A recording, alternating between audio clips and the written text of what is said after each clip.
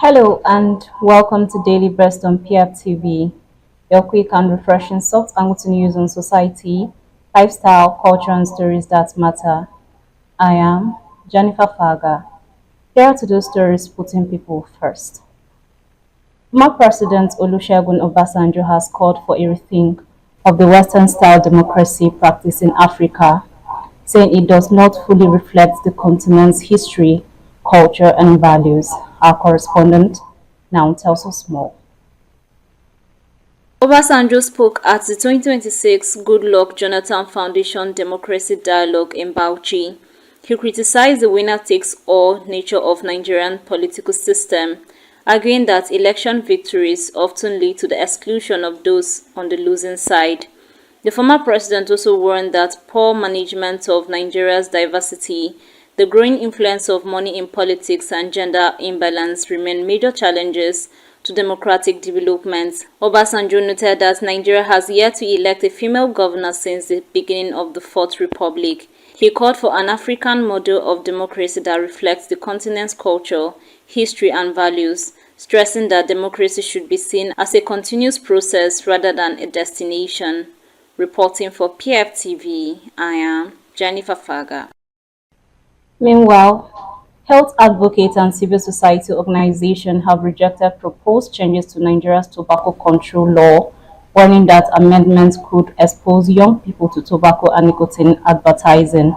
The Nigeria Tobacco Control Alliance is calling on the National Assembly to recall the National Tobacco Control Law Amendment Bill 2025 for further public health review. The coalition, made up of more than 100,000 civil society and public interest organizations, raised concern over proposed provision that could relax restriction on tobacco advertising, sponsorship, product sampling, retail display, and online sales.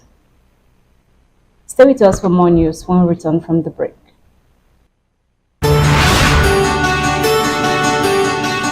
Before every doctor, before every lawyer, before every engineer, before every journalist, there was a teacher.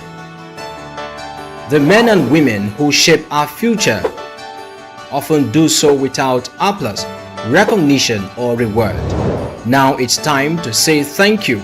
Time to celebrate the teachers who believed in us, guided us, inspired us, and changed our lives forever. Introducing My Teacher, My Hero, a special television program dedicated to honoring exceptional teachers across Nigeria. Share your story, nominate a teacher, celebrate a hero. Because every success story begins with a teacher. My Teacher, My Hero. On People's First Television, PFTV, where stories come live. Welcome back to Daily Breast on PFTV. The National Populations Commission says only about 40% of births in Nigeria are currently registered, despite more than 5 million children being born in the country every year. The NPC chairman, Dr. Aminu Yusuf, disclosed this in Abuja during the commemoration of the 2026 Africa Civil Registration and Vital Statistic Day. Yusuf said the low registration births and deaths remains a major challenge to accurate population planning and national development. He announced that the Commission had launched a fully digital civil registration and vital statistics system on the Vital Rights platform, replacing the manual registration process. According to him, digital registration servers are now available in 400,000 of the country's 8,809 wards, with plans to achieve more nationwide coverage. In another story, Kwara State Governor Abdurrahman Abdulrazak has received a new Nigerian Army battalion deployed to Omo Iran in Irokodun local government area of the state. Our correspondent now tells us more. The governor, who met with senior army commanders, said the deployment would strengthen security operation and support efforts to tackle banditry, kidnapping, and other threats across the state. Abdulrazak commended President Bola Tinubu for approving the deployment, describing it as a demonstration of the federal government's commitment to improving security in Kwara. He also disclosed that preparations were underway for the deployment of another army battalion to the Patigi axis. Reporting for PFTV, I am Jennifer Faga. Under break is due. Daily burst continues shortly. Please stay with us. Meet the sisters.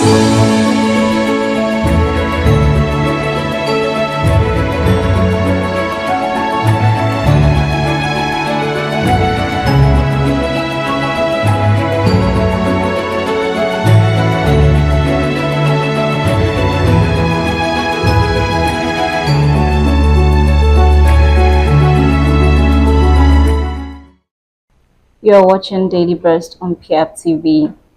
The Ebonyi State House of Assembly has passed a law regulating house rent, property agency fee, and the buying and selling of metal and electric scrap across the state. The legislation known as Ebonyi State Sales of Scrap, House Rent and Agent Fee Regulation Law 2026 took effect on Thursday following its passage. The new law prohibits the unlicensed buying, selling, possession, transportation of metal and electrical scrap. Offenders could face up to 2 years imprisonment, a fine of up to 500,000 naira, or both. The law also empowers the state government to prescribe standard rent tariff for different categories of residential properties, while landlords are prohibited from charging above the approved rate. On the foreign scene, rescue teams in Colombia are racing against time to find survivors trapped under rubble after a powerful magnitude 7.4 earthquake struck the country on Monday. At least 181 people have been confirmed dead, while nearly 2,600 others were injured and about 200 remain missing. According to the government official, authorities have declared a state of emergency and deployed rescue workers and volunteers to affected areas, and as international support continues to reach Colombia. That brings us to the end of this edition of Daily Burst on People's First Television. I am Jennifer Faga. Stay informed, stay inspired, and stay connected. This is PFTV. Have a great day.